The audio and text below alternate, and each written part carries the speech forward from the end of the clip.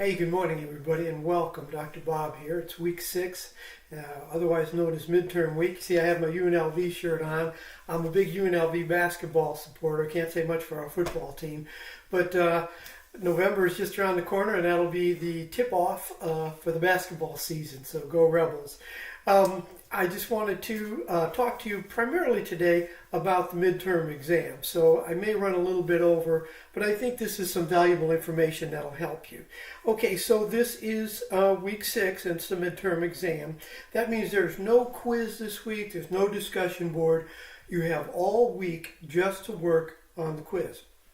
That said, let me talk to you a little bit about the exam, and be sure that you look over the rubric. Be sure you read the instructions carefully. So let me go over that just a little bit for you.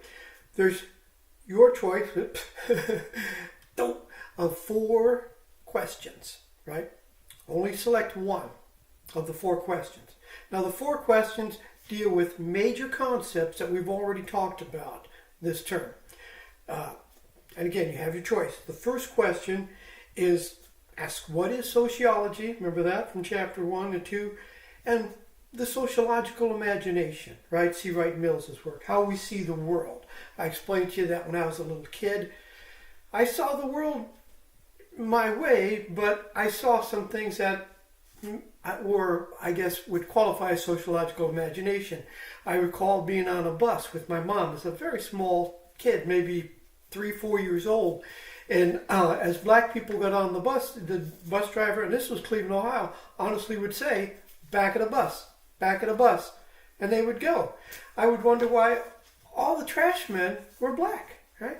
And so these kind of things, you look at the world differently than perhaps others. You look at it in terms of how society works and the social institutions. Okay, so that's question 1. Question 2 is about deviance and the social construction of deviance. Why did society say some things are legal, some things are not legal? Let's take, for example, we're starting to see an explosion of marijuana. I live in Oregon, and its recreational use of marijuana is legal here, as it is in Nevada, Washington, and I forget everywhere, but you see what I'm getting at, right? But there was a time when even being caught with just a small amount of marijuana for a joint, in some states, you could go to prison for 5-10 years. So we're seeing how that was socially constructed, right? Is something bad because it's illegal, or is it illegal because it's bad, right?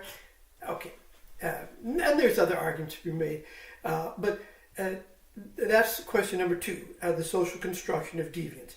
Question 3 is about the 3 major sociological perspectives, right? And they are functionalism, right? Symbolic interactionism, and conflict theory. Conflict theory is the idea that there are large groups in society, and they're competing for scarce resources, and they will do everything within their power to maintain their status in society. Those with wealth, power, and status in society tend to make all the rules, and those rules favor the wealthy, the powerful, and those with status. Okay, that's conflict theory in a nutshell. Symbolic interaction, the newest, let me go back and talk about functionalism. Functionalism, like conflict theory, says, there's large groups in society, particularly the institutions of society, but they're not in competition for each other. The reason society works is because all those groups, those institutions, work together for the betterment of society. They see society much like the human body, right? You have these different parts and they work together, and then the body functions, right? When those parts aren't working together, then you have dysfunction. Right? That's functionalism and conflict theory. They are macro sociological theories. They look at big picture things. And then there is symbolic interactionism, which is the most current of the 3, right? The first 2, conflict and functionalism, came out of the Industrial Revolution primarily, historically. Symbolic interactionism is interpretive. We started to see it in the late 1800s. We saw that transition in the early 1900s with the Chicago School of Sociology, where they began to use some of the methods from anthropology, for example. So symbolic interactionism basically looks at the world in a smaller picture view. We look at smaller groups, and we say what is significant are symbols and their meaning to others. For example, some use the Confederate flag and say, that's a symbol of racism and hate and slavery and lynching and all these horrible things, right?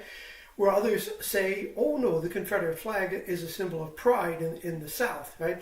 And so, it is with interaction that we learn the meaning of these symbols to each other. There was a time when tattoos, for example, were considered only for sailors and criminals, but today, it's an art form, right? And so it's how we interpret those symbols, right? What they mean to us and what they mean to others, and how we interact with others to learn the meaning of those symbols to other people. Okay, that's the 3. All right, let me make sure I cover everything. So here's what I'm looking for in the exams. Did you use the materials from the previous chapters, right? Be sure you look at that work. Look at the concepts. Try to use them and use them correctly. I'll be checking. Use your work in the previous discussion boards. That's fine. It's perfectly legal. Remember, I'm only looking for 2 pages, 2 very well-written pages, okay? Don't blast me out with a book, and don't hand me, 3 paragraphs and tell me that's your exam, right? I'm looking for 2 well-written pages. The font and all of that, don't worry too much about it. I know sometimes, depending on what you use, there's problems with it interacting with Canvas. I'll try to open up Canvas so it'll accept quite a few different document styles, Word, if anybody's still using WordPerfect, for example, those kind of things. So let me know if that's a problem for you. Please do not email your exam to me. I stress that. You must send it to me through Canvas so that I can use the tools in Canvas not only to review it, right, for things like plagiarism and other things that I'm looking for, and it is how I work it through the grading system. So you must send it to me. If you want to get credit for it, you must send it to me through Canvas, not through email, all right, unless I tell you otherwise. Okay, be sure you look at the instructions. Be sure you check out the rubric. It is due November 4th. That is Sunday by midnight. So make sure you get it in there before that time. I'm always open if you have questions on anything. But that's it in a nutshell. Good luck this week. Again, remember, no quiz, no discussion board, and go Rebels.